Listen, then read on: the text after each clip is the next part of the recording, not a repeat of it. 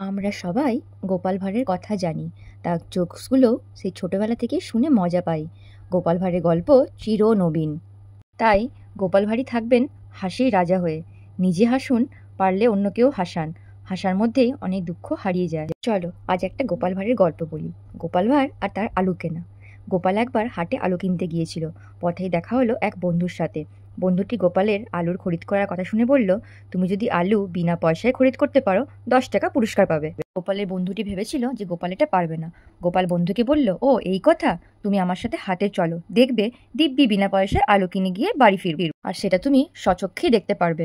হাটে গিয়ে গোপাল প্রত্যেক আলু বিক্রেতাকে জিজ্ঞেস করলো, আমি যদি তোমার কাছ থেকে 5 আলু কিনি, কটা আলু ফাও দেবে তুমি আমাকে বলো।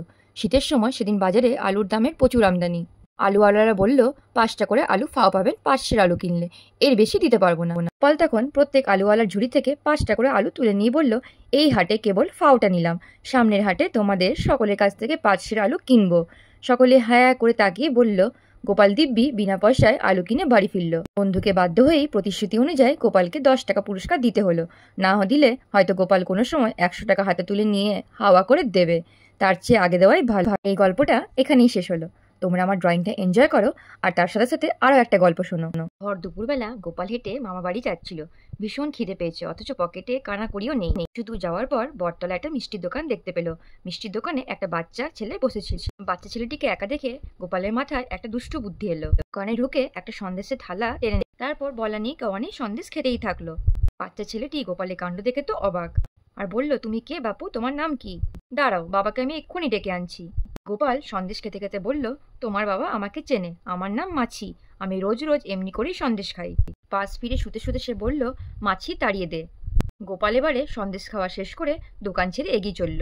ছেলেটি এবারে চেঁচিয়ে তার বাবাকে বলল, বাবা, মাছি সন্দেশ খেয়ে পয়সা না দিয়েই চলে যাচ্ছে। ঘুমের ঘরে ছেলেটার বাবা এবারে বলল, মাছিরা পয়সা কোথায় পাবে যে দেবে? মাছি রোজ এমনি এমনি তো সন্দেশ খেয়ে চলে যায়। তাহলে গোপালের পয়সাও লাগলো না, আর ওর পেট ভরে খাওয়াও হয়ে গেল। তাহলে তোমরাই বলো গোপাল ভাঁড়ের কত বুদ্ধি ছিল, আর সেই বুদ্ধির জোরে সে কতই না কাণ্ড ঘটিয়েছে, আর আমরা সেটা গল্পের বইয়ে পড়ে কত আনন্দ পাই। তো এবার তোমরা বলো যে আমার গোপাল ভাঁড়ের দুটো গল্প তোমাদের শুনতে কেমন লাগলো, আর তার সাথে সাথে আমার ড্রয়িংটা তোমাদের কেমন লাগলো সেটা অতি অবশ্য কমেন্ট বক্সে জানিয়ে দিও। দেখা হচ্ছে পরের ভিডিওতে। টাটা।